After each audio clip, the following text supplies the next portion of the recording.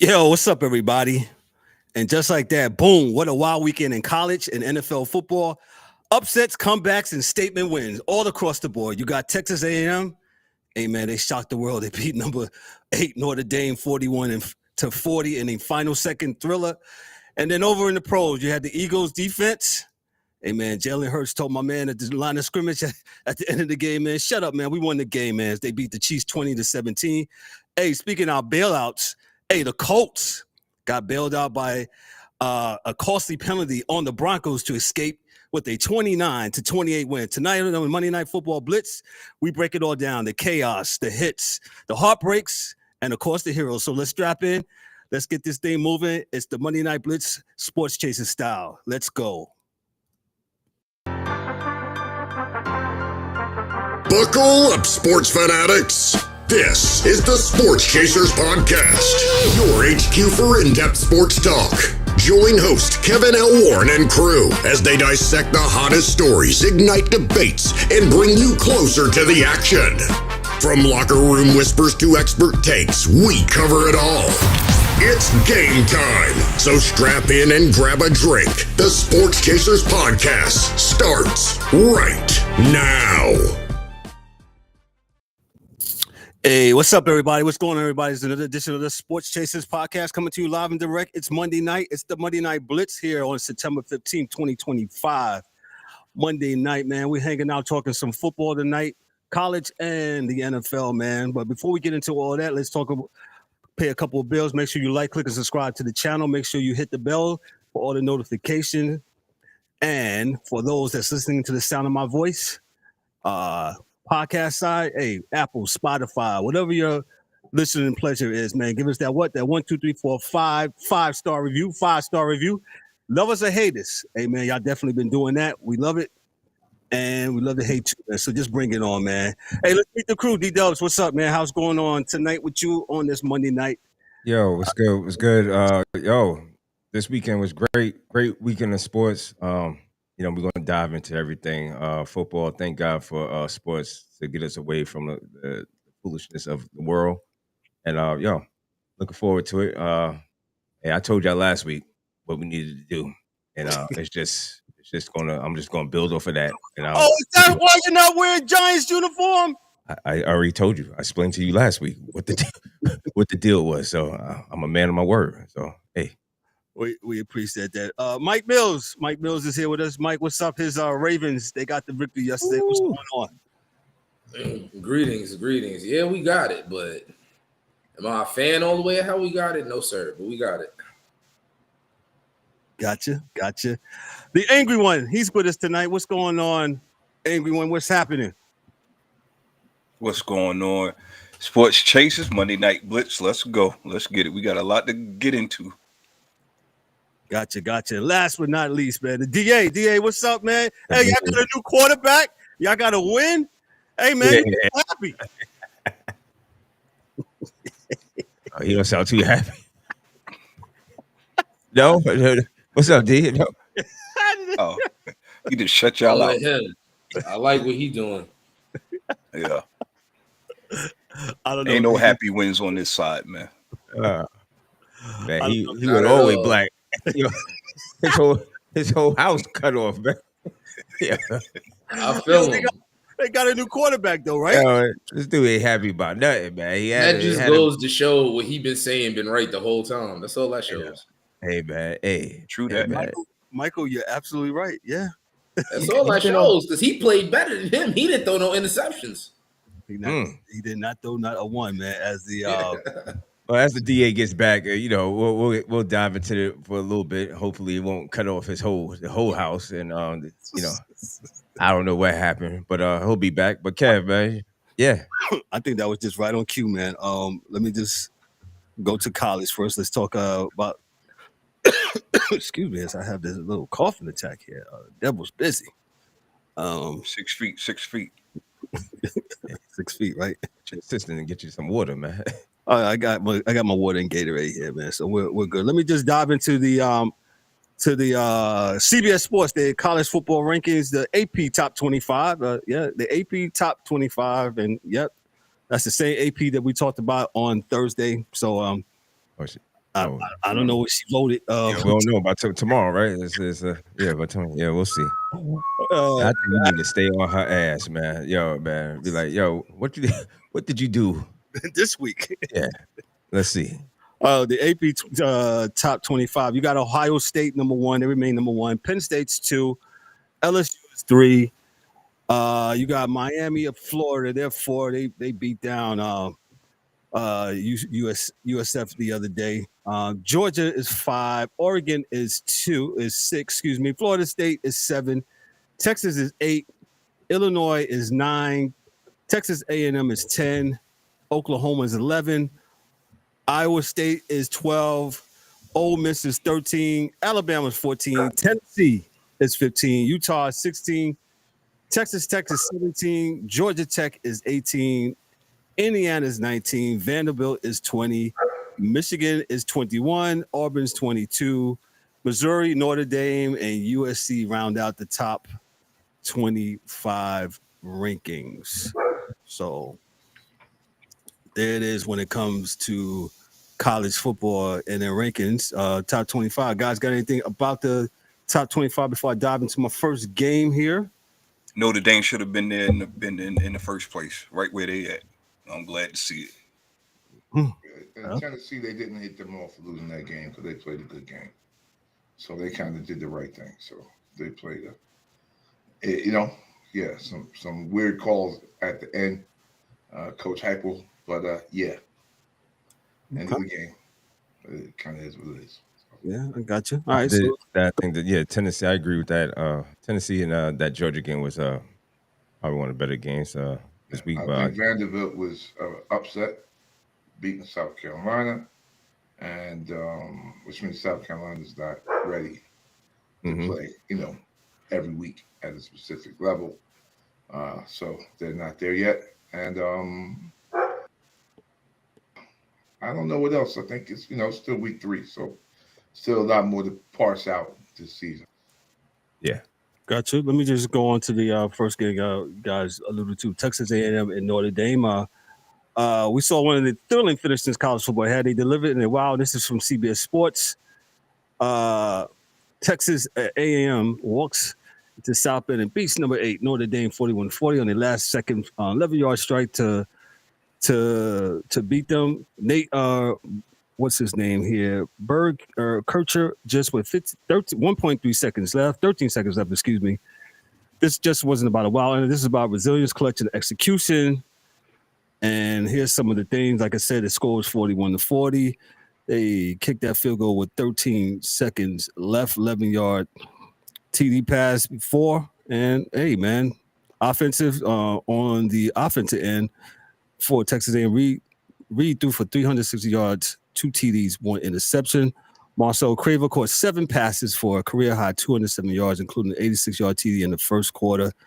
Notre Dame's Jeremiah Love ran for 94 yards. Quarterback C.J. Carr had 291 passing yards with 1 TD and 1 interception. I'll just ask this 0-2 start, does this really, really hurt Notre Dame chances for the postseason play, or the days of losing early, it doesn't matter anymore? 2 games is you can't nothing to do about that. You're bad. So you're saying it can't? Oh, it will hurt them badly. Agreed. Gotcha. Not in the conference. Well, they don't have a conference, but the reality is, you're ranked higher for a reason. You're supposed to have this crew. You was in the championship game, the Final Four last year, and you losing your first 2. I knew they was in trouble with Texas A&M, like second, third play, because they were just fast. Makes sense. Gotcha. That makes sense. Oh yeah, Notre Dame falls to 0-2. Texas A&M, they do their thing. So let me go to the game that I was checking out early. This was one of the early games. Georgia Tech. They upset number 12 Clemson 24-21. This is from CBS Sports as well. On a 55-yard field goal as time expired, Aiden Bird drilled a historic 55-yard kick, tying the longest field goal in Georgia Tech history. Quarterback Haynes King returned from injury to have a big game. He was 19 of 27, passing for 216 yards and added 103 yards rushing. Touchdown, and Haynes King also a 1-yard quarterback sneak in the fourth quarter gave Georgia Tech the lead, followed by a successful 2-point conversion. Clemson quarterback Cade Klubnik had mixed moments, notable plays like a 73-yard TD pass, but also costly turnovers. He had a fumble and an interception. And Georgia Tech improves to 3-0, 1-0 in the ACC. Clemson drops to 1-2 in ACC. So did DA come back on? There you go. Yeah, I'm here. Yeah, Kev, you know, I don't want to argue with you no more. So I told you, B. I told the world. Dabo was late. He may be late to getting an unemployment check. So, well, what do you mean late to get an employment check? You told me, but you didn't tell the world. Go ahead, tell the world what you I said he was late going to paying players. Mm-hmm. So he's gonna be late going to get his unemployment. He about to be out of job. And 0-2. Oh, okay. You saying because he's going 0-2 and because he didn't go get people out the portal. This is first year, you know, it's his first year paying playbook. He could get transfers. He just wasn't paying dudes to come there. Yeah. He didn't have a collective till this year where people were being paid to be there. So he's 2 years later than everybody else getting players to be there, which means those players have been in those institutions for 2 years. Well, some of them better at those institutions, and that's even if you're not paying them a lot of money.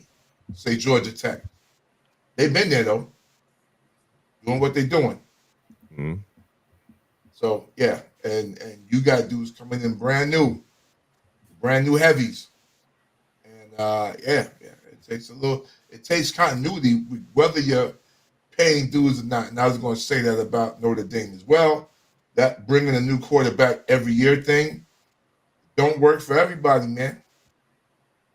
It don't work for everyone. You know, so you can, as a matter of fact, I could say based on the money, it may not work for Notre Dame because they haven't won the championship. Right. And they've won. They've played good games and done. But my thought is that Notre Dame, you're bringing in the guy from Duke and the dude from wherever the year before, and this guy. But this year, are we in this situation now? I mean, this is going to be the new thing. Shit, that's what they wanted. So this is what they get. Well, I'm saying these teams now, you're going to be seeing a new quarterback every. No, not necessarily. Some dudes will be there. Dude from South Carolina been there. He ain't moving. He good. Oh, Lenoris, what's his name? Yeah, he good. He there. Okay. He's in the SEC. He ain't going nowhere. I mean, you can put examples of dudes leaving, but the dudes at the major schools really ain't trying to leave. Lenore Sellis, he's at dudes ain't trying to leave. Like, I bet you, what's his name, Garcia, whoever's at Tennessee now, he ain't trying to go nowhere. I mean, he knew because the guy that was there before wanted more bread. Yeah, and he left, and he got left spread and more ass whipping. Right? Yep. Excuse my French. Sorry, everyone in the world. Right? Now, the guy they got now started at App State. Oh, you think he's bouncing? Really? He's good. He's so happy. So happy. Everybody not leaving, man. You know, it depends on your program, how you got that program set up, man. You know? I said, man, dudes think they can leave and go somewhere, but it ain't for everybody. It's not for every school. Mm-hmm. So for the world, as DA has put me out there, yes, me and him had a conversation, and he said, and I think the argument was, he said Dabo was it's Dabo Sweeney, yeah, all right. So as of July 1st of this year. In addition to name, image, and likeness, the direct payment is part of revenue sharing for Clemson. And the model now is allowed by the NCAA and will allow Clemson to distribute funds to athletes with a cap of approximately $20.5 million in the 2025-2026 academic year. And apologies to you, Kevin, like real quick. Yeah, you good. And I'll be quiet on this one after this. July 1st is way too late. because they've already got spring ball. You know who your team is for the fall and the spring. July is the cats you got in July are not even playing. Yeah, you really know about April because I think they had the spring games in April. Yeah, April. yeah. So listen, dog, you were And in late. March. Listen, and I told Kevin this. I'm not a definite fan of Dabo Swinney. He's not. Dabo he stood 10 toes on that. I'm not paying no players. We don't need to pay no players that's not good for the game. And I said, that man might be right. And he's standing 10 toes down. But dude, you in the wrong street because everybody on your street is paying players. And so my argument was, hold on, D, and to give people context. And my argument was, I said, yo, Dabo did what the others didn't do. And I said Krzyzewski left, right? I said Saint Nick, he left because he said he wasn't doing it. I said Dabo, he stood on business. So he's doing what he thinks was good for his interest and for the interest, I guess, of college football for the University of Clemson, right? That's what he thought. That's what he thought. I mean, that was his thought process at the time. He stood on it. He stood on it. Stood on business. Now he's gonna be fired for it, but yeah. Hey man, you ever got a car before, man? You thought that was the car, man, until it's not the car. It's not the car. Okay. You were on 77, like what the God? Yeah, you know what I'm saying? I'm looking around, everybody got 8-speed transmissions. You still got the little putt, man. This barely. Yeah. You know what I'm saying? And he knew, but Clemson's a forefront institution, B. Like you up there just won a championship, son. I know you want to stand on business, man.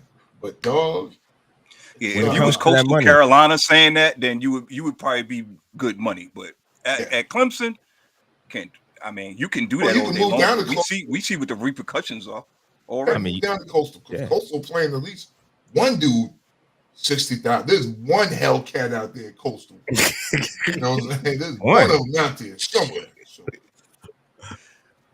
Hey, I mean, I guess you would say he learned his lesson. He said, well, this is, to be able to compete, he's going to have to, and I don't know how come he didn't see that, but, I guess lesson learned. In basketball, about the big joke, and I'm going to say, because I don't really care, he's not in my family. The big joke was always, Krzyzewski's not doing that. And of course he Calipari is. That's the big joke, and that's why Krzyzewski left. It's just Krzyzewski wasn't doing it as good as Calipari. And there was a difference as to what was more important, winning the chip or putting dudes in the league. And Calipari kind of coached this thing different, so he never looked bad. You know what I'm saying? He's like, yo, I got 85 dudes in the NBA. Right. And it looked good for him because I'm telling you that before Coach Nick quit, he put that out there. I got 76 kids in the NBA, in the NFL right now. He said it. He did. So, I don't know what business people are standing on, but I know they're switching up their business. I guess that'd be the best way for me to say it. So I until I just read that thing, I didn't know, and makes a good point, DA. You're right. Them signing that contract on July 1st.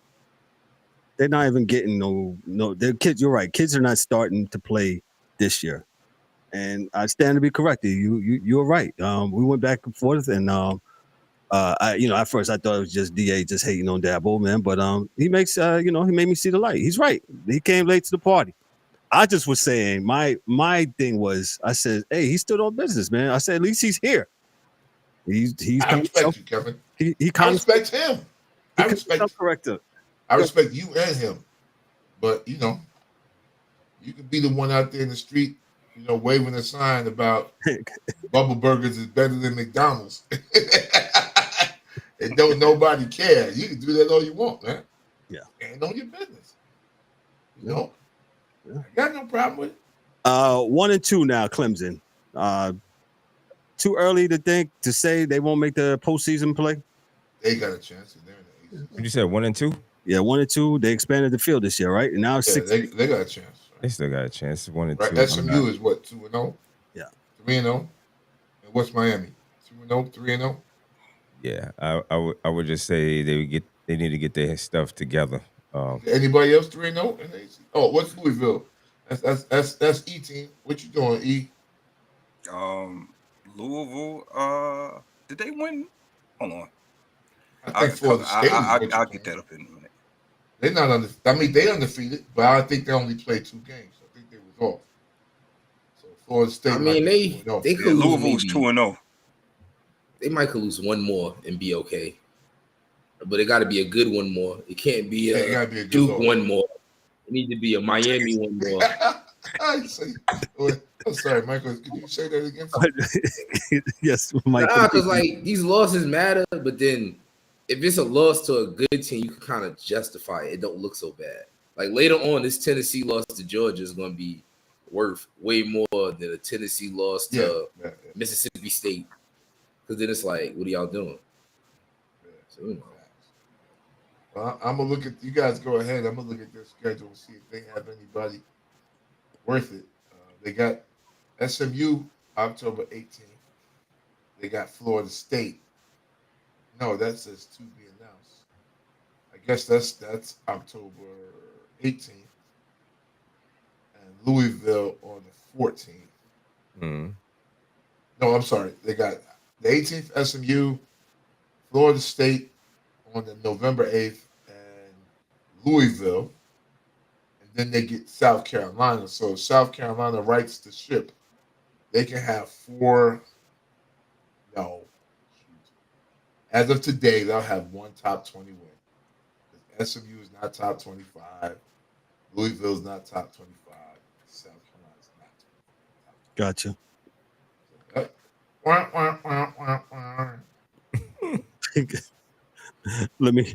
So hey, Clemson wins that game 24-21, and like I said, hey, shout out to them, man, for winning, man. Let me go to the other big game from this weekend. This was a thriller.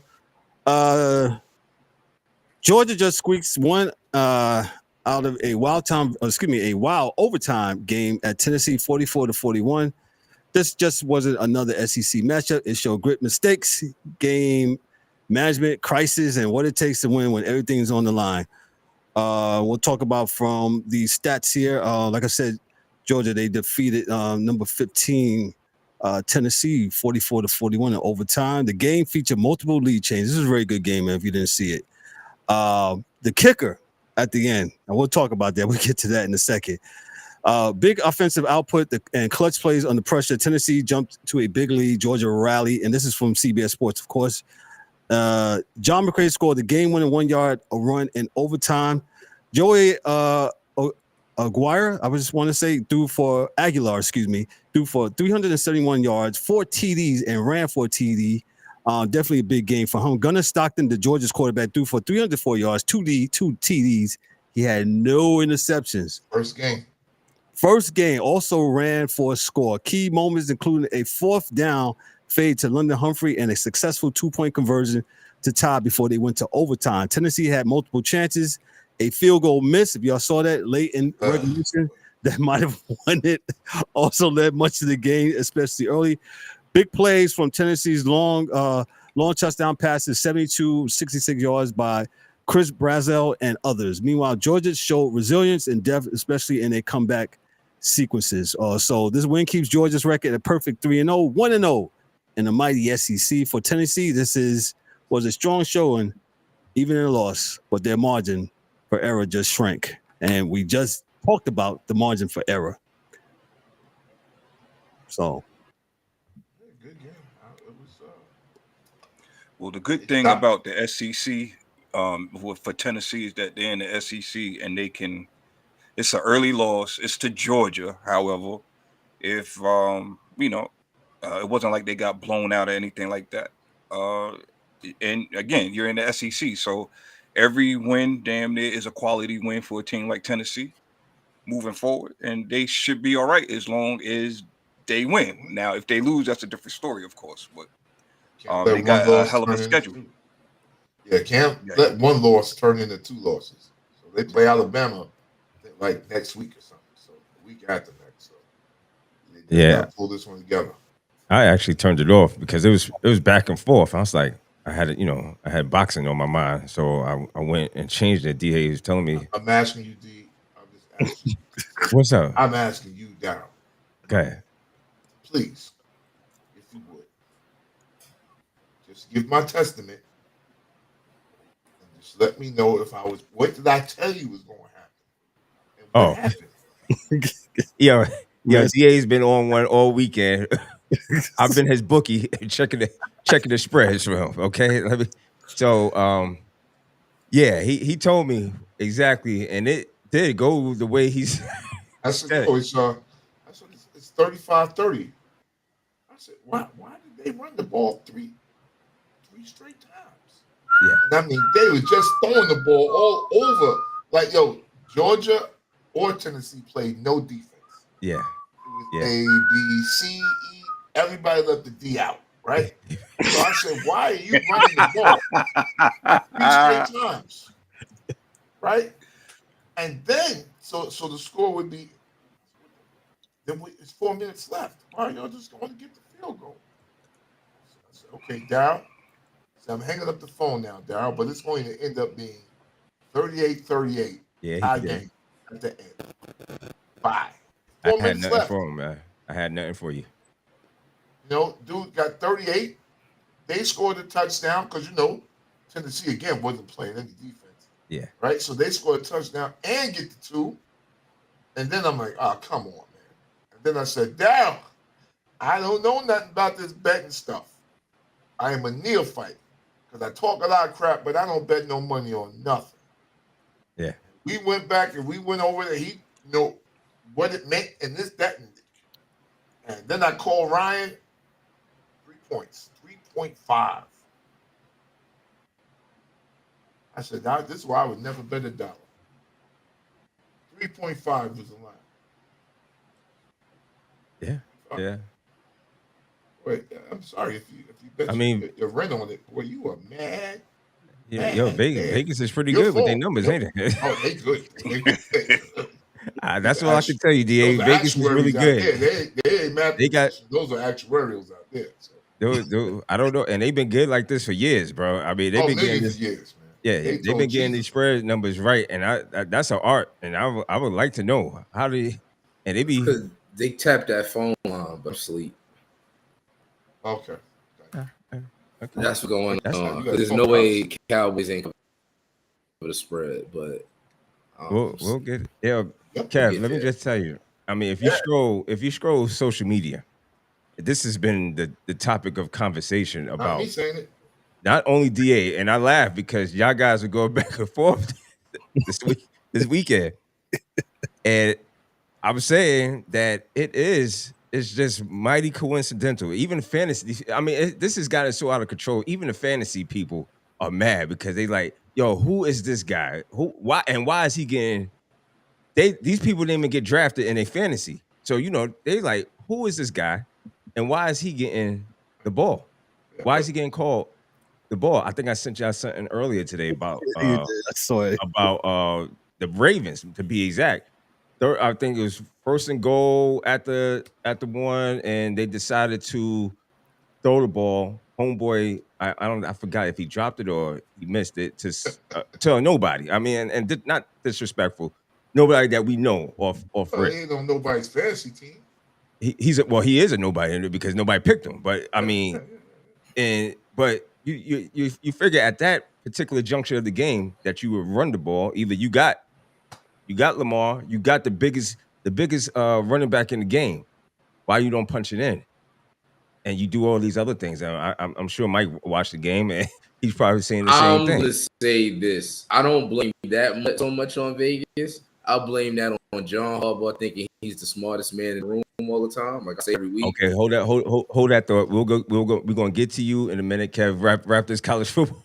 Right. But that's been my weekend. Is about sports betting and how some of these calls was just really ridiculous, and it really looks bad sometimes because if you're the guy on the outside looking in, and I understand it's all part of it, the game. We're not accusing anybody, but it just looks real funny. That's what I would say to that. Okay, I'm gonna share my screen. Go ahead. and I got Circa, and this is from the experts. All right. All I'm just gonna read a little bit. It says how betting lines are set today. They give you a whole history about betting lines. I'm not gonna read all that. Yeah. So this brings us to how the line is set today. Depending on the sport, an odds maker, and this is from Circa LasVegas.com, and it's a blog site.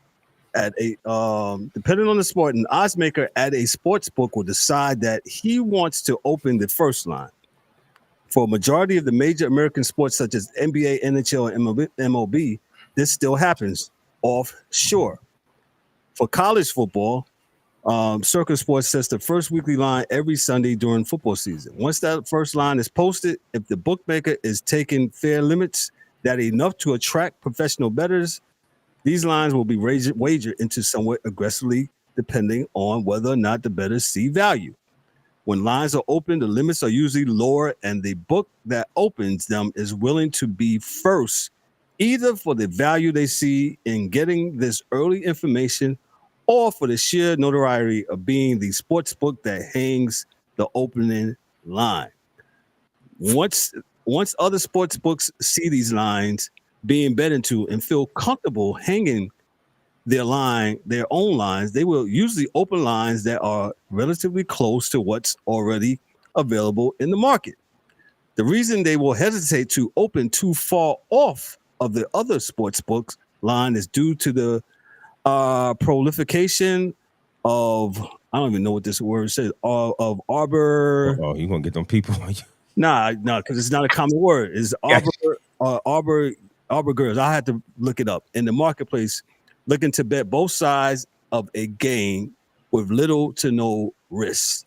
If Circa Sports had opened Alabama -3 versus LSU, other sports books would hesitate to open too far off this number, knowing that they would be facing arbitrary bettors to make a wager strictly because of any difference in the point spread. So I don't know if that made any sense to you or that added any value. Hopefully it did. Sportsbook, it did. Like I need me a lawyer. It sounded like a man in the back room just was punching the numbers and saying, "You know what? They went to Poppy at the corner store. They got him in the back watching all the games. All right, 7.5. That's what we're going with. That's what they just said." And then me and Eric be across the street like, "Yo, you heard Mike? 6.5 on his side." Then I got this other thing. It says Vegas odd makers set their odds using a combination of complex mathematical models, expert human analysis, and ongoing market adjustments based on betting activity. Their primary goal is not to predict the exact outcome of a game, but to balance the amount of money bet on each side, so the sportsbook makes a guaranteed profit, known as the vig or juice, regardless of who wins. So to me, and I dabble in finance. They talk about the bookmakers and all that. That just reminds me of either that's the NASDAQ, the New York Stock Exchange, the American Stock Exchange, what they trade out in Japan. What's up with the FTSE that they say? That stuff. That's the Euro, all that. Yeah. So, I mean, I don't know if we end right there, but that's how they do their odds maker. So, are you satisfied, DA? No, he's not. I'm gonna just say we won't get a FanDuel sponsorship. That's how you end it. That's how you end it right there. Are you satisfied, DA? And he said no. Good, Mike. See what Mike just says. The reason why I'm not saying that. We're not gonna get a FanDuel sponsorship because of this 5-minute block of this episode right here. And I'm okay with that. Hey, I'm gonna say this just enlightened me that I won't bet on another spread ever in my life. Now that I know how it works. So hey man, I'm trying to help the people, bro. I mean, the jig is up. I mean, all they just said was what fancy number runners. That's what this article just said. What fancy number runners? Listen, man. I'm gonna leverage it so you bet, I bet, we bet, everybody bet. But yeah. The house always wins, right? Of course. That's what they say. Always win. Yeah, the house always wins. Been like that for years, though. And that was virtual. Yeah, once it went to Mike, yeah, absolutely right. Once it went to mobile, your mobile device, and now you can bet, Talk about crack. You got crack in your hand, right? Yeah, right in the palm of your hand. In more ways than one. More crack. Like Pimp C said, man, you ain't even gotta. Like Pimp C said, man, you ain't even gotta put them on the stroll no more. It's all digital. That's right. This is a whole digital game. Yeah, it was all good just a week ago. Yeah. Well, like I said, my thing is this, man. The what's it called? The illusion of impropriety is all you need.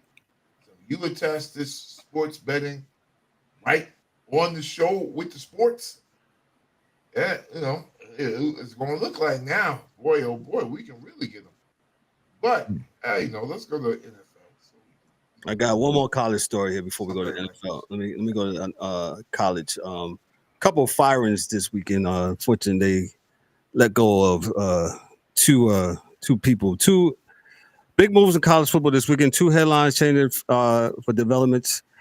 It says here, who got fired here? Hold on. Oh, UCLA. Yeah, Deshaun Foster. Yeah, Deshaun Foster's gone, and who else is gone here? You did say somebody else. I can't remember. Yeah. So yeah, UCLA and who else? And the Vodtech job is up for grabs now. And they're looking like Frank Beamer Jr. He's vying for that. Well, I think Frank Beamer Jr. is somewhere else. His dad used to coach at. I thought Beamer was that. I thought he had a good coach. Yeah. Yeah, Deshaun Foster and the Hokies can Brent Pry. After a little more than 3 years at the helm, both coaches suffered embarrassing losses this weekend to drop to both 0-3 on the season. UCLA got stamped 35-10 by New Mexico at home on Friday. And Vodtech, and this never happens because DA knows these folks around that portion of the country. Vodtech got blown out by Old Dominion in a game that wasn't even close, as the score indicates, 45-26. Old Dominion.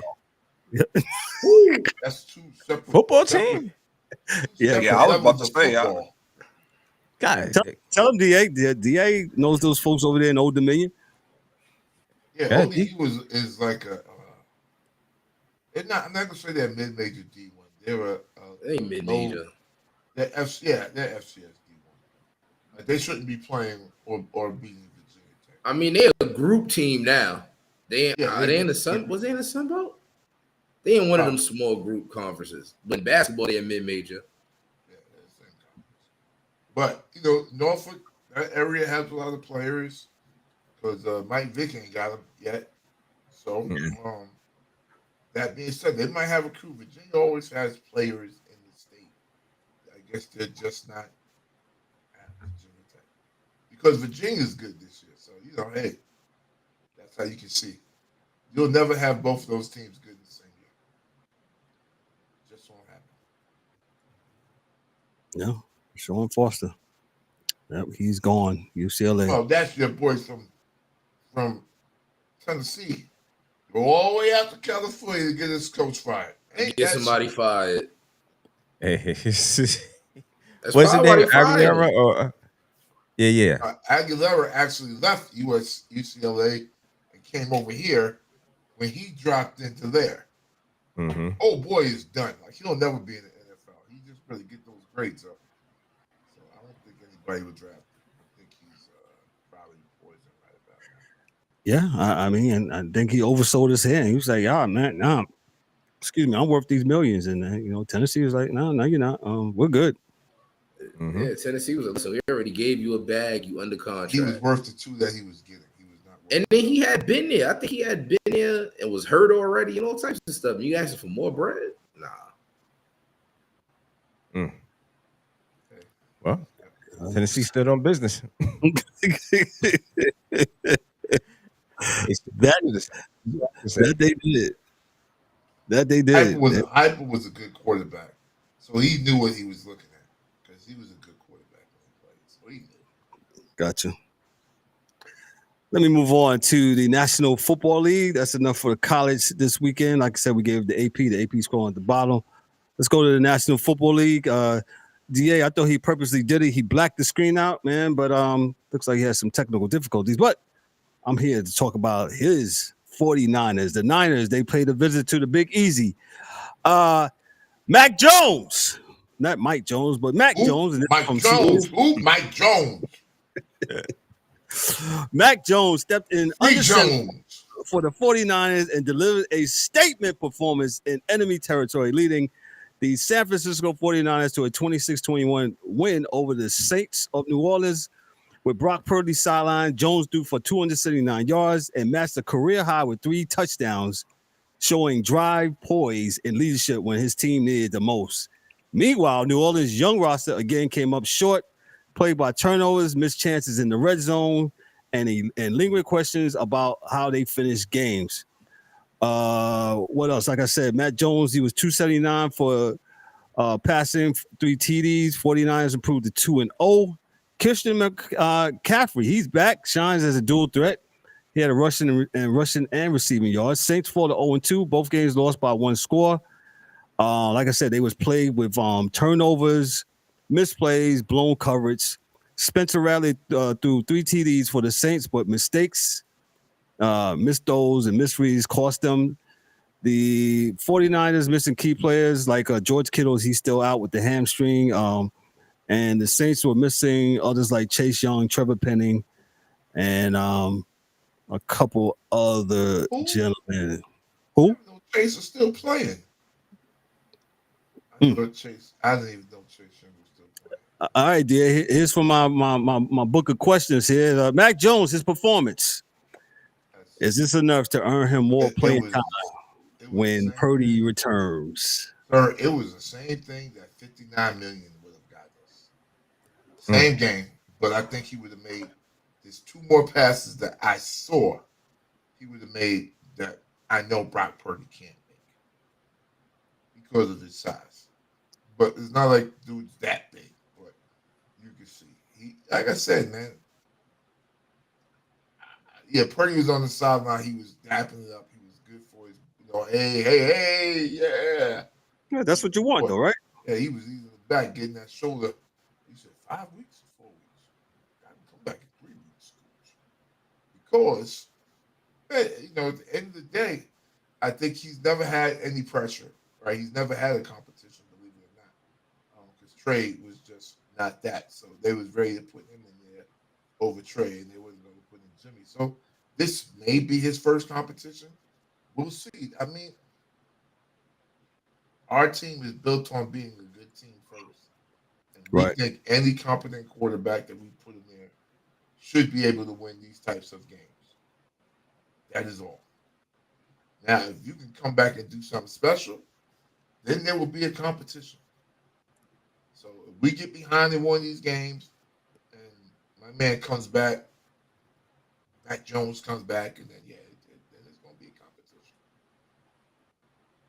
Gotcha. So Niners improved to 2-0. Saints go to 0-2. DA's basically saying, hey, give us some time. And how much was the contract? $59 million? I think it's 50. Money, Kev. Yeah, a lot of money. A lot of money, man. Let me go to the next game here. I won't spend too much time. I use close game, but I just picked it. I just picked this because of the magnitude, and this may be, unfortunately, maybe one of the letting people go here. From CBS Sports, of course, from the AP, New England delivered a statement. Again, a rookie quarterback, Drake May, looked sharp, connecting on 2 touchdown passes and adding another on the ground, rushing in late in the game to steal a dramatic 33-27 win over the Miami Dolphins. Antonio Gibson flipped the momentum twice with massive return touchdowns, including a 90-yard kickoff return that turned the tide late. Miami, meanwhile, showed flashes. Tyreek Hill over 100 yards.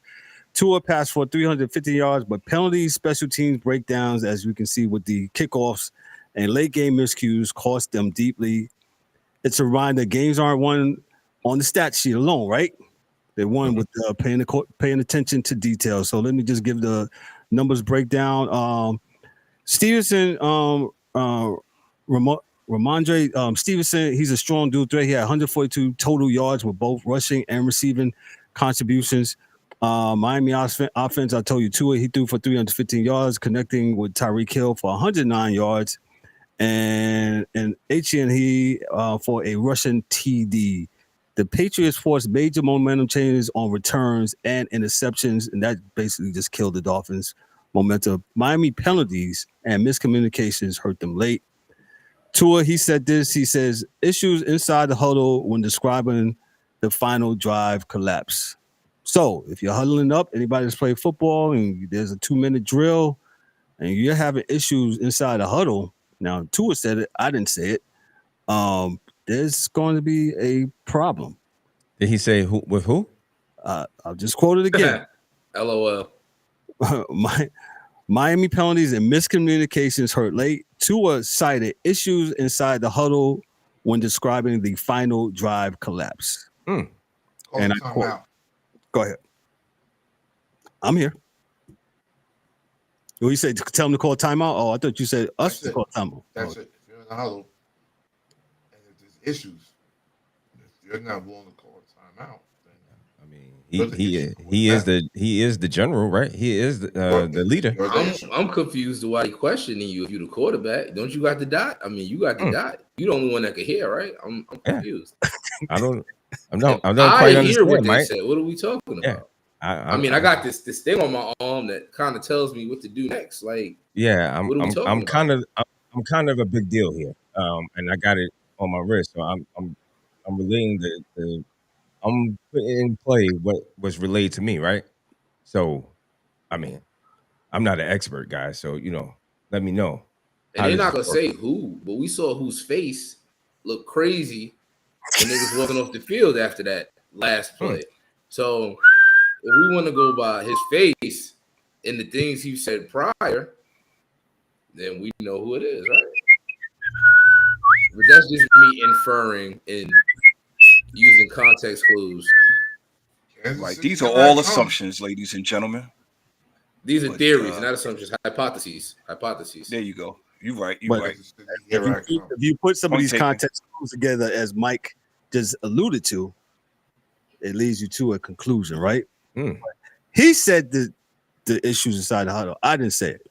So I just read, I cited the source from anyway. Wow. This leads Miami to 0-2. I'm down this way in South Florida, and the fans are over it. I can understand. Yeah. From the outside looking in, and I said this looks like a mess over there. So I would not. I don't know if everybody else picked, but I picked New England as well. I think everybody else picked New England also. Yeah. But I think I picked the Dolphins. Did you? You was trying to give them a chance? Yeah. I mean, it was because they beat bad teams, and New England's a bad team, so I thought they was going to beat the bad team. But clearly, they're a bad team now. So and they shouldn't be. Miami's worse, and they shouldn't be. Got the talent, and exactly. But, you know what I'm saying? So, but when you scared, we went over this last week. So go ahead, E. No, I was just going to say, is obviously there's no leadership. You got all that talent down there. And you can't lead ants to a picnic. You're 0-2. Yeah, you did look better, but your self-inflicted what's the word? Your self-inflicted mistakes cost you the game, basically. So yeah.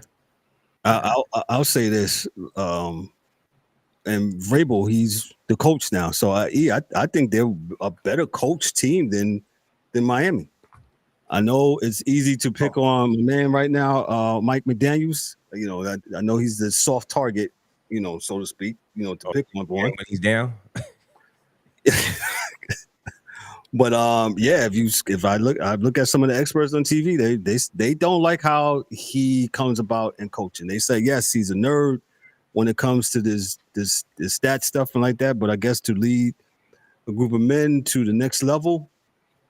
Well, a lot of people has not liked or have not liked McDaniel from the jump. There's been people on record. It's like, nah, this is not it. But they was winning, and nobody says nothing then. Because they winning, of course. Mm-hmm. Right? So, I think they continue to lose. His days are numbered at the end of the year. 3 dudes in the truck, 2 dudes, whatever it is. 3 men in the truck. Yes, they're coming. Pack them in the truck. They're coming. Kansas City. They're gonna pack up my man Tyreek, and we're gonna just go back home. Pack you guys up. Does Tyreek get traded before the trade deadline? Yes. I could see. I think it's gonna be a fire sale. Yeah. No, I'm just saying they're gonna trade him for one of those 2 receivers. He's going back. Xavier Worthy, one of them dudes, is just like, please, no, please, not me. Please. Who told me that? Dude that's suspended, they'll probably trade him back for Tyreek. And Tyreek go back to They gonna help him though, because they can't run the ball. So. Yeah, and that was evident yesterday. So yeah. Miami Dolphin fans, this is like another loss season. You had so much promise 2 years ago, but all good just a week ago. Yeah. I think Ryan, what Ryan said last week. A new segment, Joe. It was all good just a week ago. Yeah. I was somber in here, man. Sounds like all right. The death of the Miami Dolphins. Jesus. All right, man. Let me go into the next game. Ooh, the Dolphins. Good Lord. I said it was a good weekend, man. Boy, y'all brought it down. Let me go to Glass Joe here in Cincinnati here. Injuries. Injuries. Wow. Oh, that's gonna be another sad one. That's not right. Yeah, that's Kev. not Sad. right. It's not right. It's you're gonna bad. get canceled. For it's that. true. Glass Joe is in the building, or he was in the building. Glass Joe. Yeah.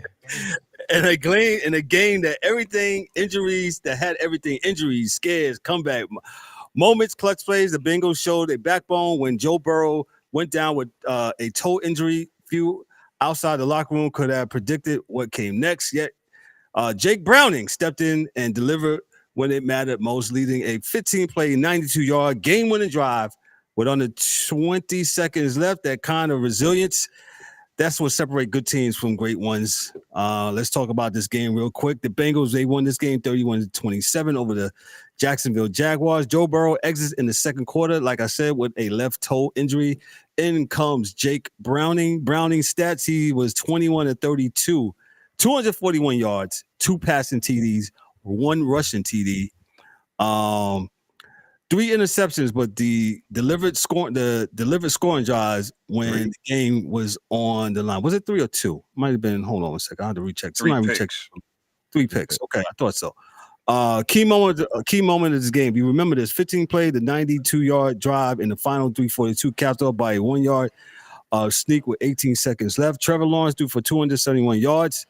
3 TDs. Jaguars had strong offensive production, but turnovers and penalties hurt this team. Jamar Chase had a monster game, 14 catches, 165 yards, and a touchdown. The Bengals D and was opportunistic. They had a 4th down stop. They had some turnovers, and that's pretty much what made the difference. The Bengals, they started the season at 2-0, first time since 2018. Despite the injury, the Jaguars fought to 1-1, and they got some things to clean up on their side of the ball.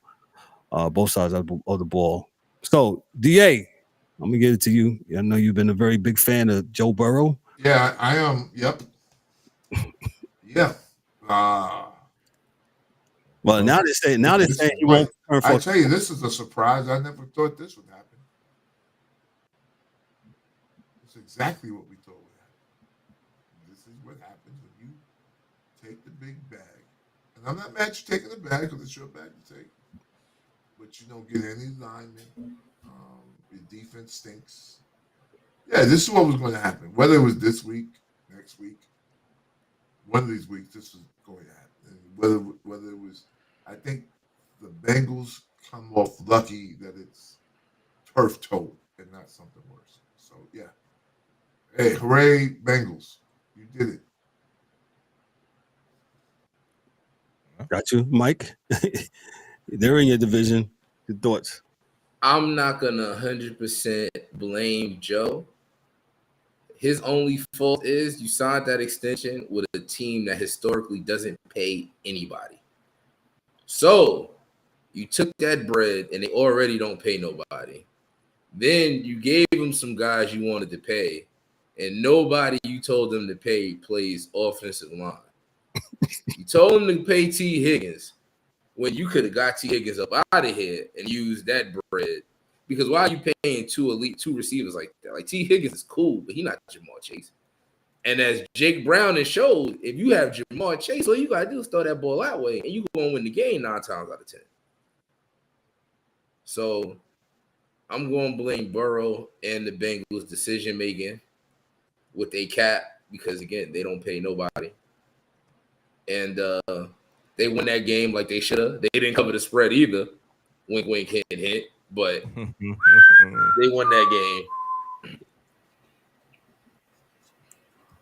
Gotcha. D-Dubs, your thoughts on the Bengals?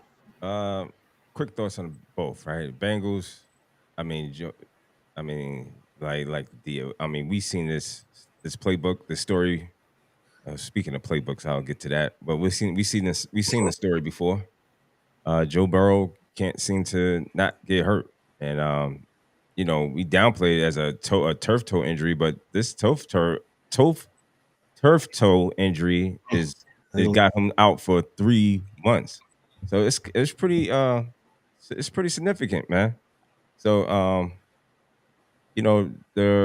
let's see what the Cincinnati Bengals are going to do. I said today I lose, Daryl. Well, we know that. Shout outs to Jake Brown, and no disrespect to him, but I don't believe that he's going to get it done. I believe he's 29 years old. I don't think he's not going to be the one to light it up and then get him over the hump. So after the show, Daryl, I can give you a full list of what's going to happen there. Yeah, well, I think they should be on the phone. I think they should be on the telephone. They should be on the telephone calling people to see if they can, get the season back on track. But if not, it's going to be a long season. And you need to go get Jameis. Go get Jameis. I say the same thing. See what I the clearly guys don't want so go get Jameis. For Jameis, because there's a lot of quarterbacks out here that's sitting down, holding a clipboard that are pretty good, and it could be, be your starter for, at least get you nicely to the playoffs, maybe. But I just wanted to say the Jaguars, man. Please, man, please stop. Let's stop this two-way with this guy, and just put him at the corner and just leave him there. You are a hater. I'll be a hater. Or Yeah, don't. Yeah, dog. You know what I mean. Yeah, put him at wide receiver. I don't know where to put him. No. I don't want to know. Honestly, watching them, I don't know where to put him. No, he can't play. Because they want him to do slants. Wait a minute. They want him to screens. I don't know where to put him. Yeah, he look crazy out there. What, DA? Wait, hold on, E. Before I get to you, DA, what you said? He's not what? He ain't ready for that. Well, people said that. Like, this is not like news. Oh, I didn't hear many. Like they said, he's not. Dog, you can play him. Most DBs said you could play him probably at slot for a little bit, but don't put him outside. You can't. Not yet. You see what they did. He's not big. He's not big enough. He's not strong enough to be a 1 or a 2. He needs to be in the slot. Yeah. There was somebody down there that already said, man, I love sports, but outside of sports, I think more as I get older.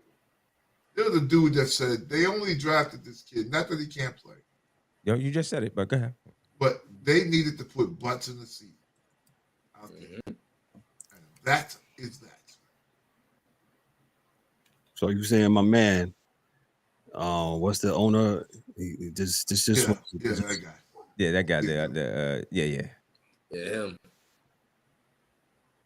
He did this for butts in the seats.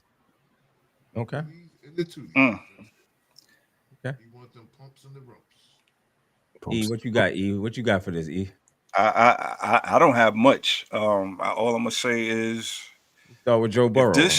If this was, man, Joe Burrow. Look, man. Take your time.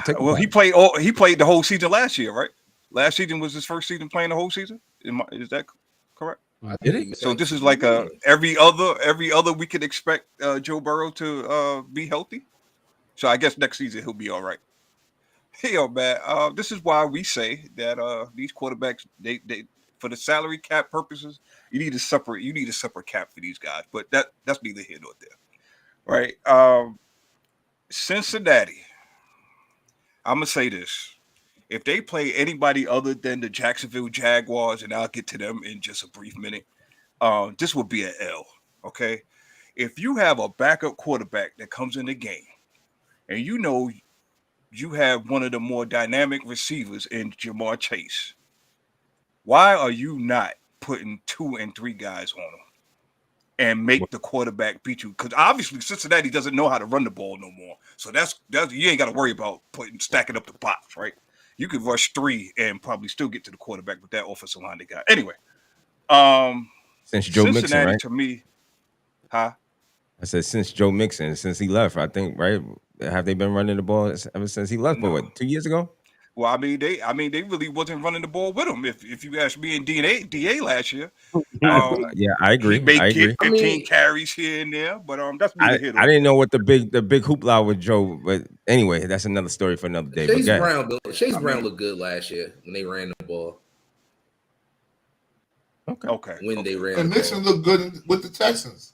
It's just that when they had him and the other cat, they had 2 running backs too at a point in time about 2-3 years ago.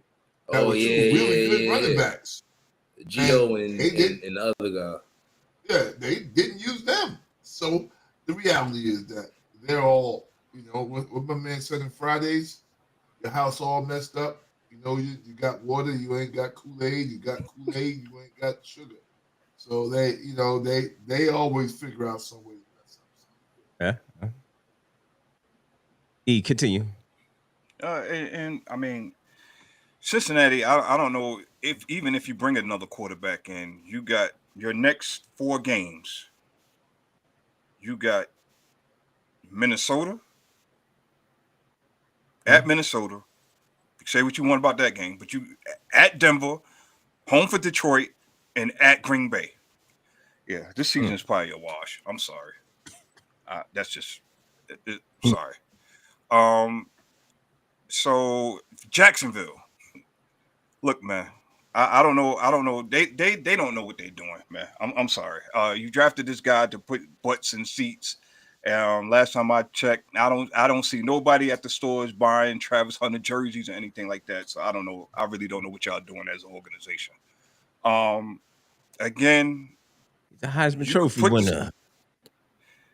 Yeah, I mean, you run ETN. Last time I checked, ETN was a pretty good running back. You only run him 14 times. He ran 5 yards. He had a 5-yard average running the ball, but you only ran him 14 times. What are we doing, man? What are we doing? What are we doing? It's all about sunshine. Good game, but they fall short yet again. I can't wait. To go back and look at this draft to see who pans out to be the best out this class. That's all. I'm just waiting. Yeah. Mike, did you say your piece on it? Did you say anything about the Jaguars, or you got anything for them? I know you said ETN is looking a lot better this year because he looked terrible last year. And that's really about it. The rest of that is Jaguars is going Jaguar. That's about it. Hey, y'all got anything about Trevor Lawrence waving off his coach yesterday afternoon? Hey, it's okay. Everybody be fired soon. Everybody good? Okay. Trevor Lawrence on borrowed time anyway. Yeah. Okay. Yeah. Well, we went from one extreme, right? Tua said there's some uncertainty in the thing. I applaud that. Why not? What you mean? Wow. I applaud him waving off the whatchamacallit, his coach, man. He's showing that, hey, I got it, right? Okay. Would Yeah, you he got it. But then you have to have it. Did you win? I mean, There you go. did you win? You see your record now, right? I mean, he should be 2-0, but now you 1-1. So he was like this. Gentlemen, we just poo-pooed on Tua, right? Yeah. Right? Yeah. Having some uncertainty in the huddle, right? At least I got you. I got what you're saying. Okay. At least Trevor said, I got it. He looked at but you didn't have it. Was it like you didn't have it? How was it, Kev? It was like that? Or it's like this? If my dog purrs, does it make it a cat? No. Yo. What are we doing? You waved me off and lost. I should make you run sprints. I should be like the Syracuse coach. Everybody line up. Line up. You waved me off and lost to the Bengals who don't play defense, and you got sacked. You didn't even escape. You got sacked. Without and blew the game. I would like to know what play call did he call. I know they probably won't reveal that. I don't know if I can look that up. Something that made sense, because when stuff makes sense, people don't like to do it. Yeah, that's 100% right there. That's true. So, Mike, you saying that he called for just okay? Then, go ahead. A quick run at ATM. He said no. I'm also not going. And then how did Brian Thomas Jr. drop that ball? I gotta go to that now. That I think about it. The more I think about this game, the angrier I get. How did you drop that ball? Because you know what? Okay, now it makes more sense. Because he waved the coach off because he threw that first one kind of high. That was still catchable, and the coach not throwing his chest. So now I throw it his chest and they not catching. So you need to go get the jugs machines for the receivers like they running backs, because this is crazy. Like, what is going on? I don't know. Blow the whole thing up. Where's the gas can? There you go. Blow it up. Trevor, ETN, and then could stay. Everybody else gotta go. Pack your bags. Pack them up. Let me go to the next game here. From CBS Sports, Denver versus Indianapolis. This was another example of how NFL games are won in the final seconds, and sometimes because of what you don't do. The Colts edged out the Broncos 29-28, but what really stood out was their poise under pressure, special teams role, and penalties coming back to haunt Denver. So let me just go by the numbers here. Spencer Schroeder won the game for the Colts with a 45-yard field goal as time expired after a penalty on the Broncos gave him not only the extra yards. If you look at the game, if you saw the game, he missed earlier. The game was over. And what was the penalty, if I'm not mistaken? What did they call, which was crazy? I had to go look it up. The leverage, the using somebody to jump over somebody. Yeah. So, it was the leverage call. Yeah, you guys got to watch out for that, and they called it, right? The Colts trailed by 2 with about 3:15 remaining, but ran a conservative final drive. Daniel Jones threw for 316 yards. He was 23 of 34 with 1 passing touchdown and no interceptions. Jonathan Taylor ran 25 times for 165 yards, adding some power and controlled and crunch down. The Broncos had a chance, including a missed field goal with no time left, as I just said, followed by a penalty that moved the kicker closer, costing them the game. Denver's defense gave up big chunks of yards. If you saw yesterday, the offense stalled in critical moments. Also, like I said, the penalties that really killed them, and that one with the leverage just did. I'll go. D-Dubs, go ahead. We was talking about this game the other day, and I know you want to talk about it from the Daniel Jones aspect. So go ahead. No, I'm not even going to do that much about that. Shout outs to him. He's 2-0. The Colts are 2-0. They look pretty good. Really good. A good running attack. Got an excellent running attack behind D Jones. D Jones to do his thing. Not to do a whole lot. Keeping him upright. Keep him upright. Yep. Able to see look downfield throw. Yada yada yada. So kudos to them. But what I will say about this game, and it's going to lead up to the next couple other games, and I think games we sent. I don't know. I'm going to give this to the DA just to add. When do we start saying, hey, what week do we just say, okay, all right, enough is enough? I've seen penalties after penalty after penalty, and it's like, holy smokes, guys. Like, I mean, y'all got 3 preseason games. I mean, when is it like, okay, is it this week where they get everybody gets their stuff together? Nope. Well, you got another week? Week 5, 6? This is the reality, man. Or is it just bad play? they're just not playing well. It has, a lot to do with the CBAs and the amount of practices and what they do. You're trying to learn plays, but you're not doing snap counts and other things. But I don't know if we can say mathematically or statistically, because I don't look, nor would I care to look, to see if it's more penalties this year than any other year within the first game. It'll be out pretty soon, but I'm just saying, like, it's been a lot of like penalties all over the place. I always say, because it depends on what you want to talk about. Is what guys, like today, someone was talking about, they moved on the tush push. Okay, yeah, they did, but would Kansas City have stopped them? All right, there you go. End of the story. So, well, I was going to say something real funny, but I'm not. You're right, Da, that the CBA has made these guys, and I was going to put in there. He said, "Well, y'all guys don't want preseason. Preseason has nothing to do with it. It has everything to do with practice. If you play football and you've been around football, you know that it's like almost like ballet or dancing, so to speak, right? It requires harmony. It requires you to practice and be in sync, and that's what football is. You got 11 people on that field. You got everybody on the on the sidelines, from coordinators to coaches, and they're trying to coordinate this choreography of people getting together and moving together. And so, as the guys have clowned me when Trevor Lawrence did this, for those that listen, I'm waving my hand, and he didn't have it. Yeah, that's could be an issue and a problem. And the defense is always going to be ahead of the offense, especially now, because like DA said, going from the CBAs, the last 10 plus years, they don't practice as much. And so that's what it is. So play is going to be impacted. Just know, Kev, I'll say straight up and down, you get absolutely no credit from me. Like, I'm not giving them no play on that shit.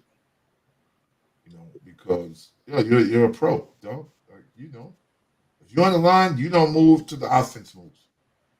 Period. That's just part of what they're doing. If you're on offense, you already know what the call is. So it's still not that hard. I can just tell you the number of laps I ran and wind sprints for jumping offside. That is a self-correcting problem. Yes. Boy, oh boy. Shout out to the Syracuse coach that what's my man name up there at Syracuse. He had Syracuse, what was it, last week, running sprints because they went to overtime with the University of Connecticut. We know UConn as a basketball team for the men and the ladies.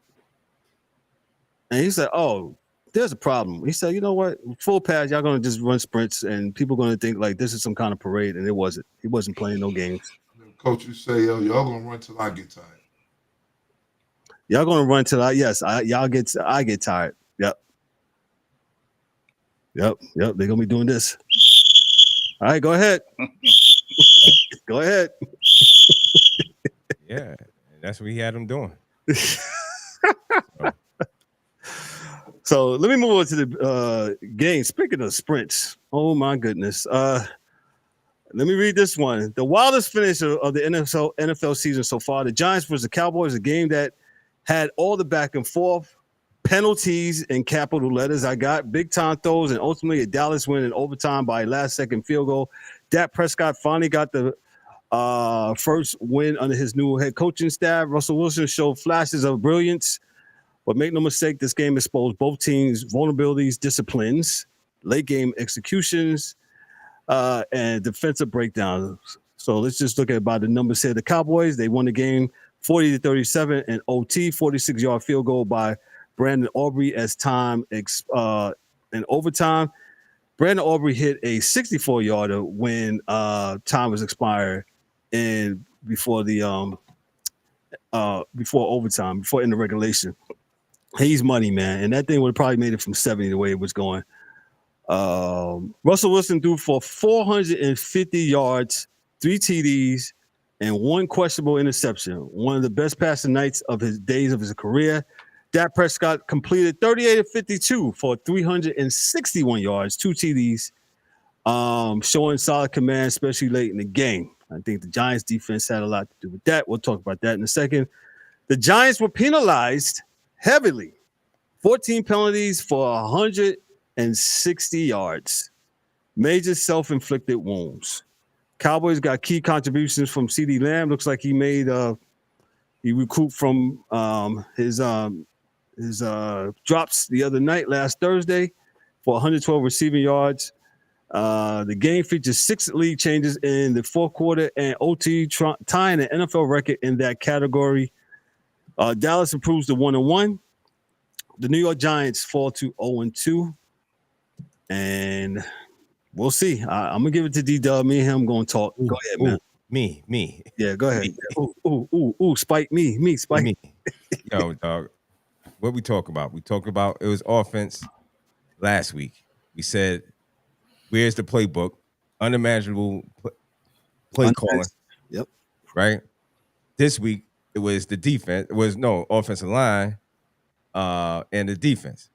Again, we still talking about this offensive line. We had this guy, James Hudson, who during the first drive of the Giants drive, 8 minutes off the clock, the Giants was I believe, held the ball for about 8 minutes. It was a long drive, filled with penalties after penalties after penalty. Even though they've got a 65-yard kick return, which was called back, penalty, 1.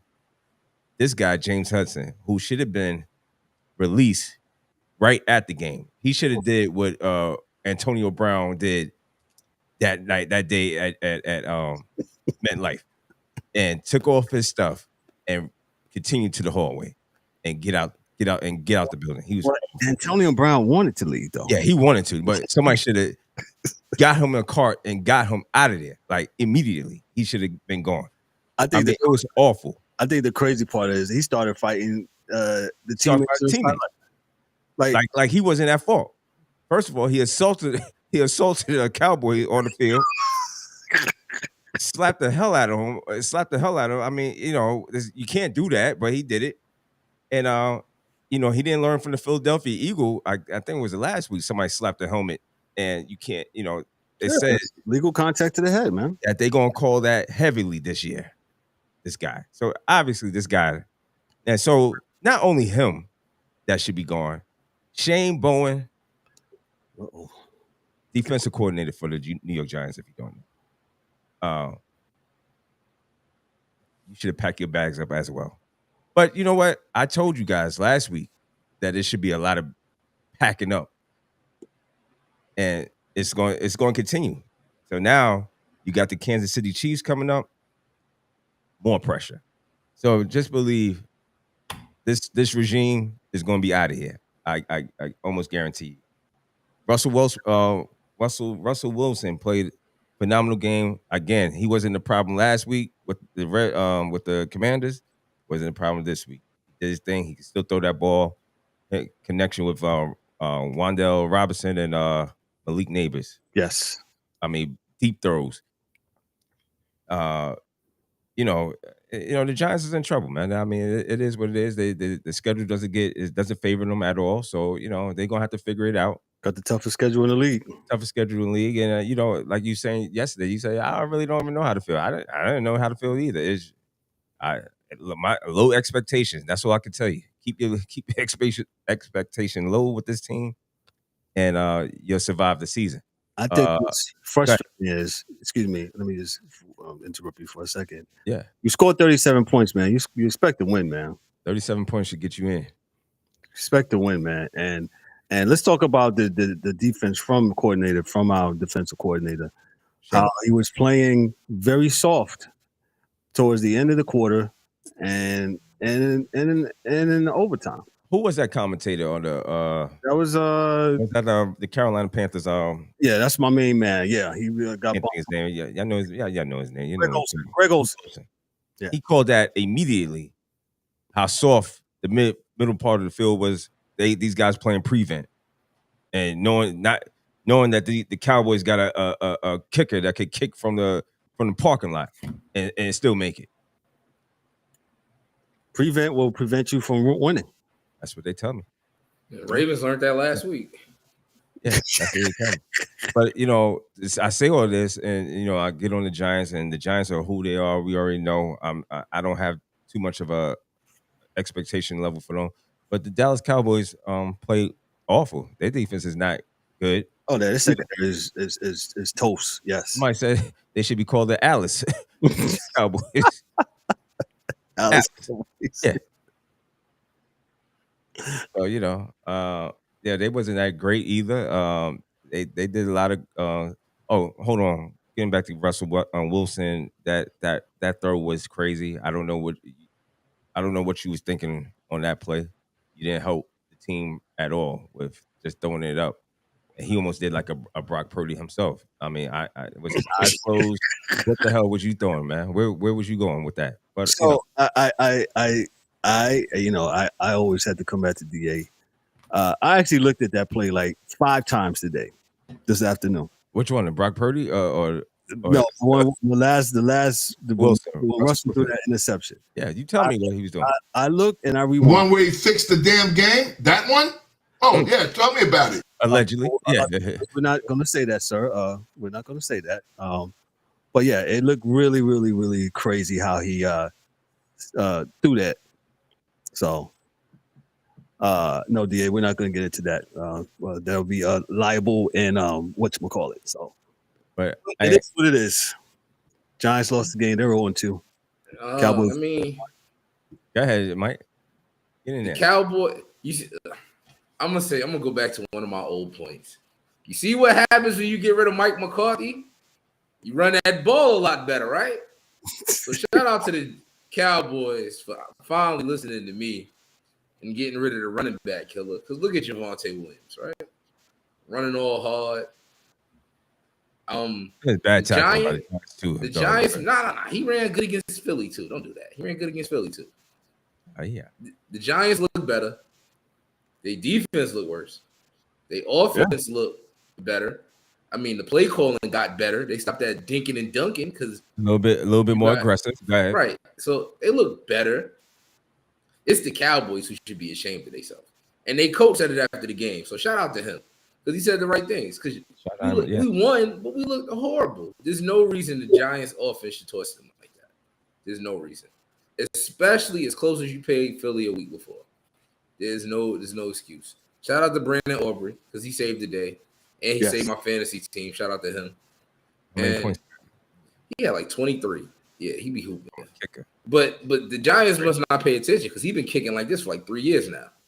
But he's been doing that, yes. Yeah, 60 yards. Yeah, he's Justin Tucker, no massage parlor. He's kicking from outside.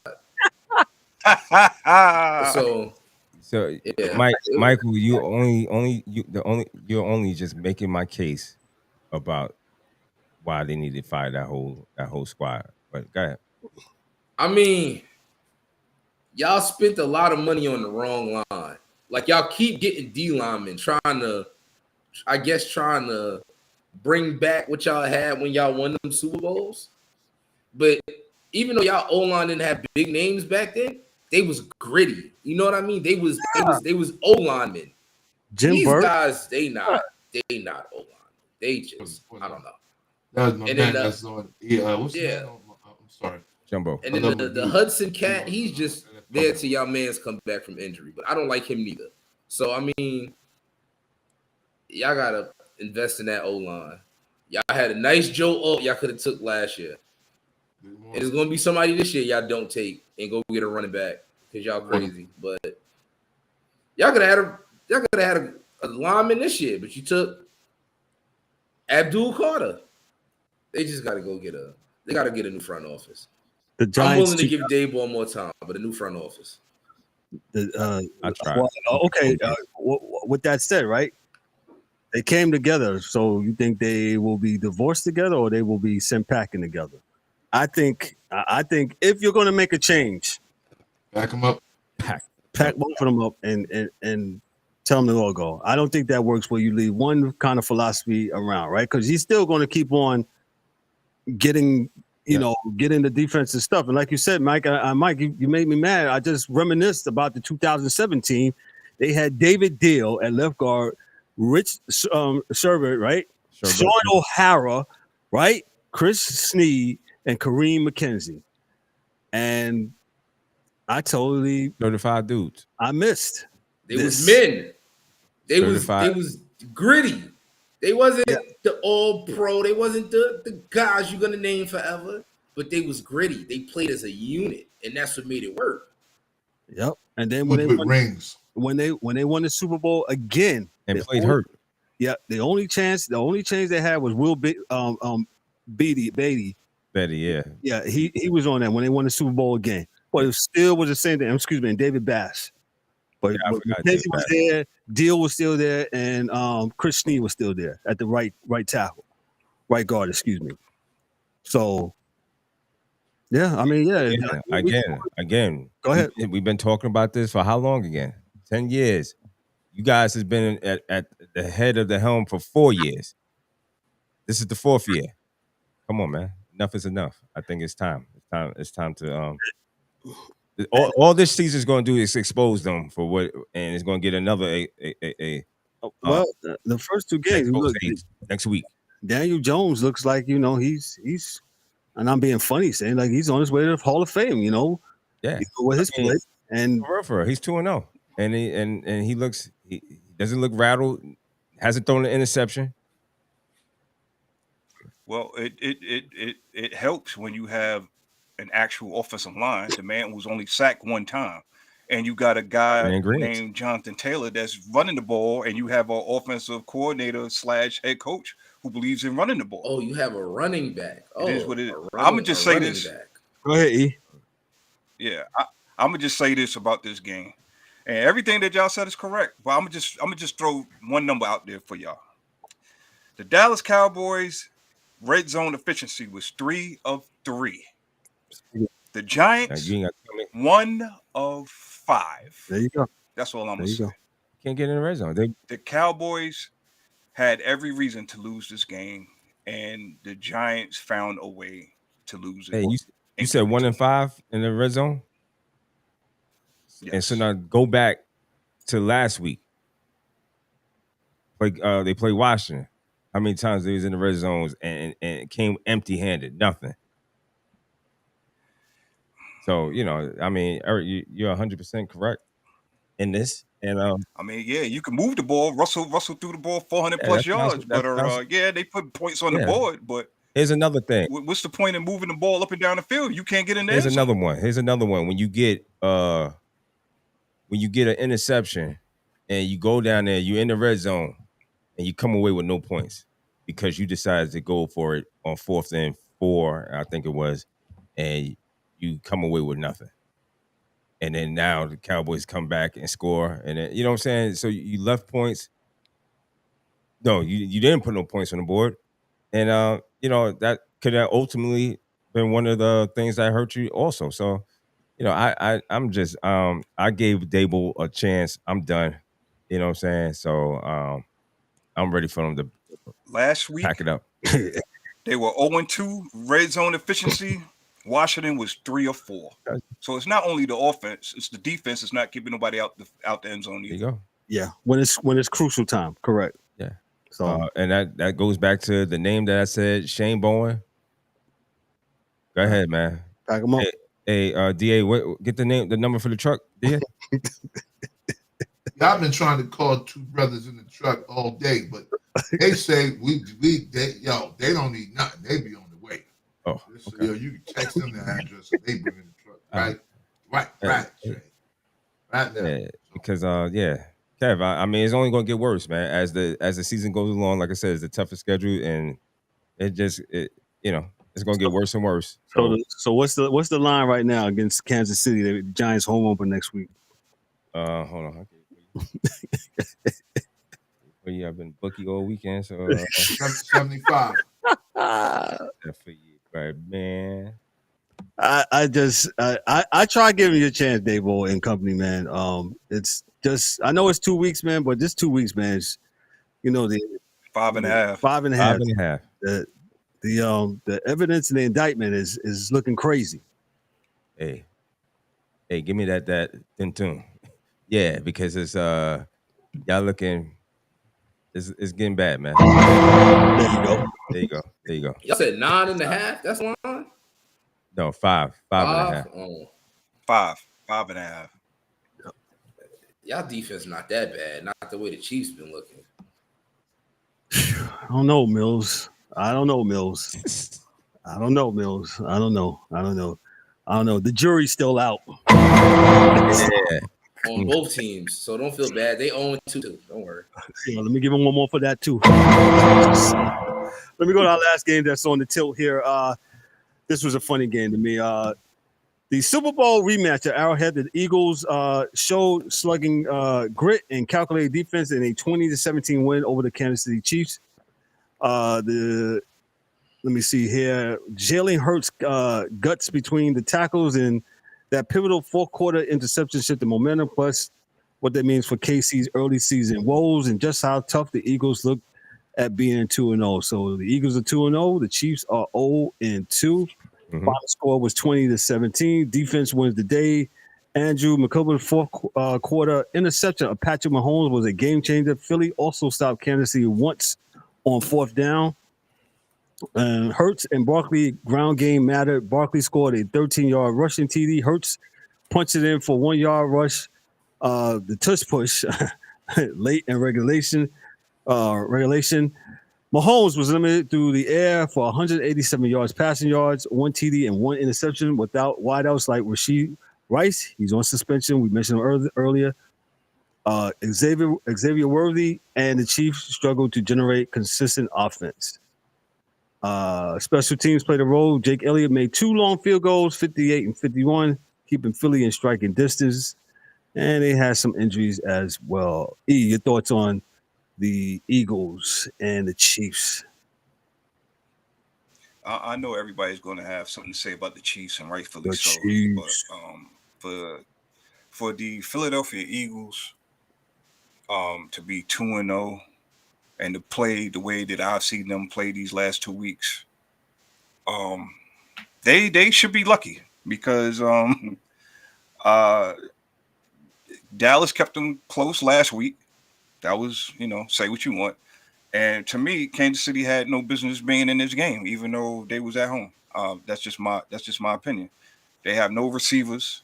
They got a broken down Kelsey that's still, doing his thing here and there, whatever. And that Philly offense, I know Kansas City's defense is basically the cream of the crop when it comes to Kansas City right now. It's the defense, not the offense. However, when you have playmakers and you have a line that Philly has, and I'm looking at Jalen Hurts, and I didn't see the stat line until just now. 15 of 22 for 101. That's not one quarter. That's not at the half. That was for the whole game. Thank goodness for Saquon Barkley and them moving the ball when they were able to, because this really should have been a loss. I'm going to say this again, like I said about the earlier game about Jacksonville and Cincinnati. If Philadelphia was playing anybody not named the Kansas City Chiefs, this should have been a loss. But champions find a way to win games that they shouldn't win because of this, that, and the third.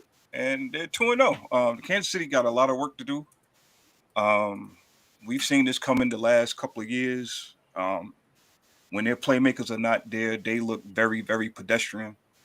And coaching is only going to get you out, but so much. So we'll see how the rest of this year goes. This is just week 2. We should see how people are going to be looking after at least first 6 games or so. But Kansas City's looking crazy out here. So, gotcha. Mills, what you got on this game before we get out of here? It's the last game.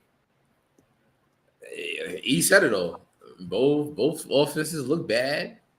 I'm also going to blame Travis Kelce because you don't drop that pass. That was wide open. I don't see how he dropped that. And that's really, all I got to say about that game, man. The Eagles look like how they looked after they lost the Super Bowl the first time. So that next season they came back and their offense was terrible.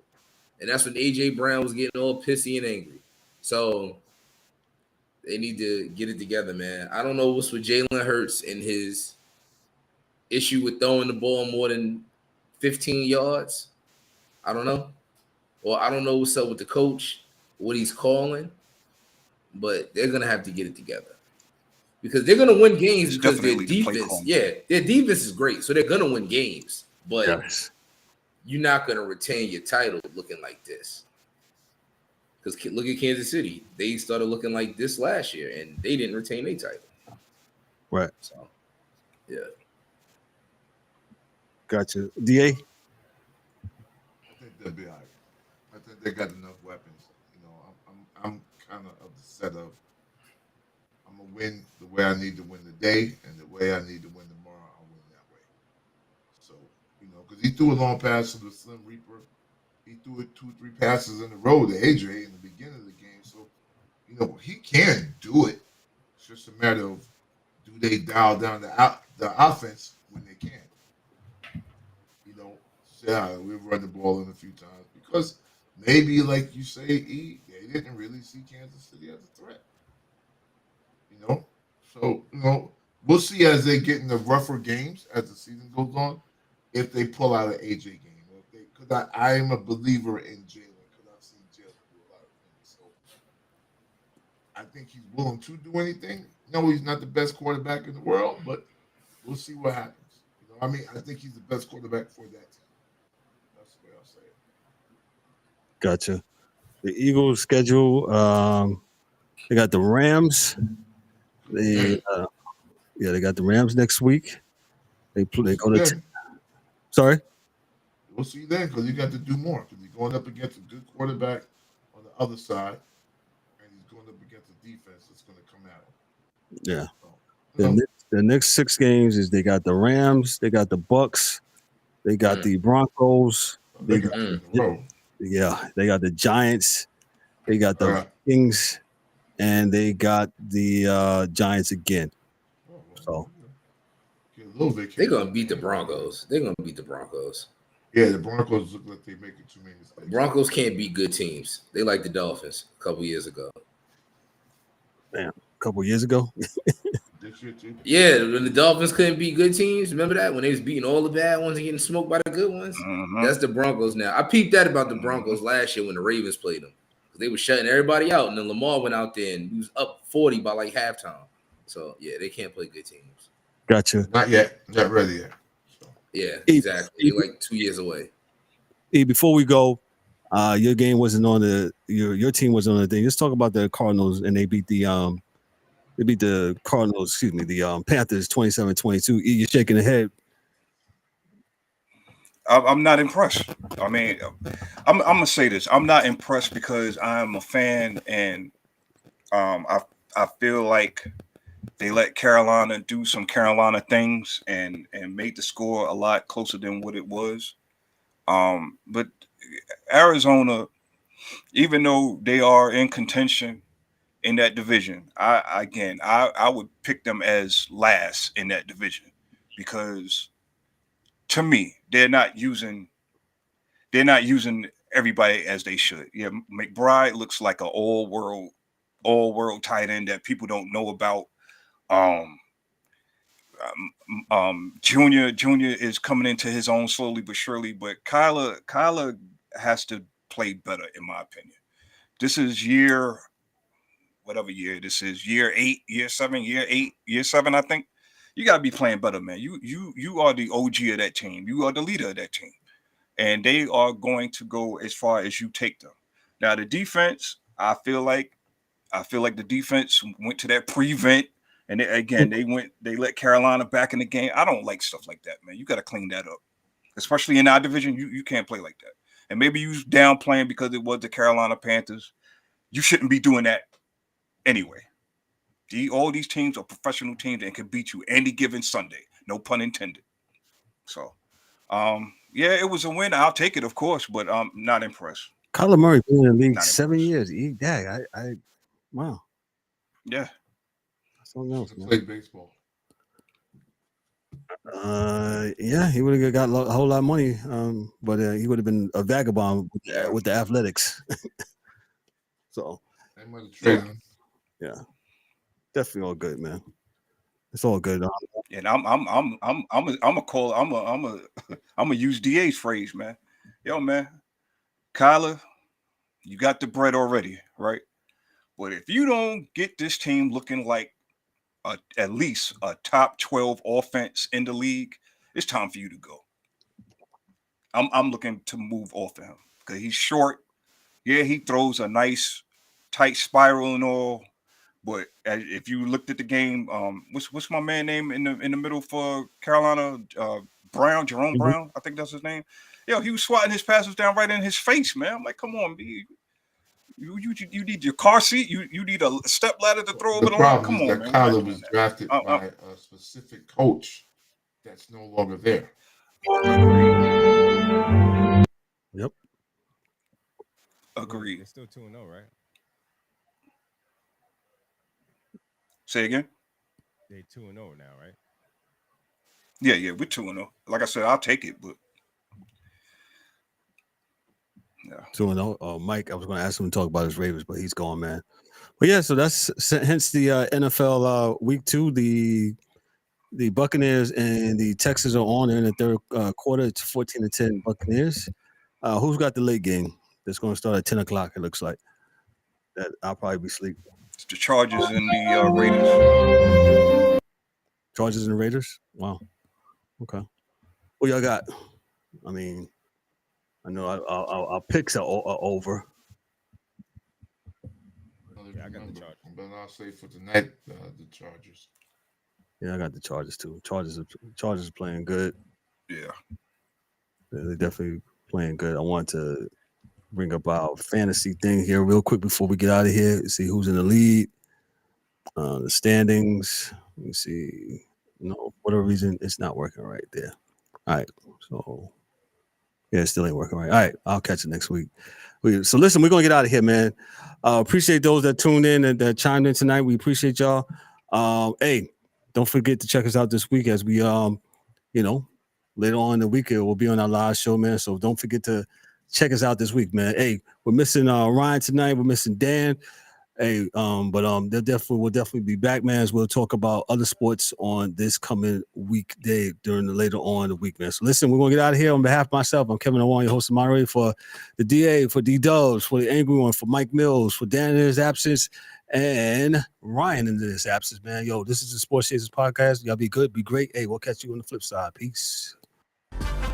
That's a wrap for today's episode of the Sports Chasers Podcast. Don't forget to subscribe on YouTube and your favorite podcast platforms, and connect with us on all social media channels for exclusive content and updates. We'd also love for you to join the conversation, share your thoughts, and become part of the Sports Chasers community. And remember to tune in next time for some more real sports talk.